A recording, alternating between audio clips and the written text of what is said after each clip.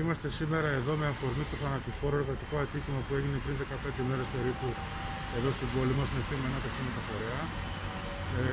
Έχουμε κάνει παρέμβαση τηλεφωνικά για λόγους ασφαλείας, λόγω της πανδημίας στην επιθεώρηση και αργότερα στείλαμε και επιστολή. Δεν έχουμε πάρει απάντηση και τώρα που μιλήσαμε πάνω έχουμε μια αποποίηση ευθυνών υπάρχει.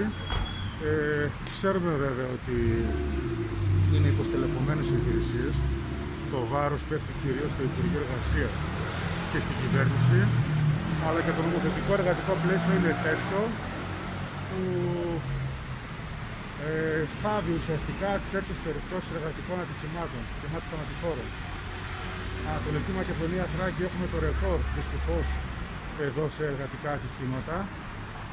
Και με αφορμή αυτό θα σας πω ότι αύριο στις 7 η ώρα υπάρχει μια εκδήλωση των σωματείων της Ανατολικής Μακεδονίας Θράκης, στο οποίο συμμετέχουμε και εμείς με θέμα ακριβώς αυτό τα εργατικά ατυχήματα, την υγιεινή και ασφάλεια στους χώρους εργασίας.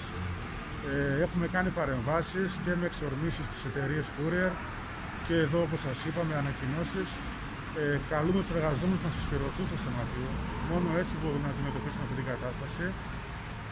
Και τώρα ειδικά λόγω γιορτών που ακούγονται διάφορα για επιστροφές δώρων από τους εργαζόμενους στους εργοδότες, καλούμε τους εργαζόμενους να μην φοβηθούν, να το καταγγείλουν, να επικοινωνήσουν με το σωματείο μας, είτε μέσω Facebook είτε μέσω email.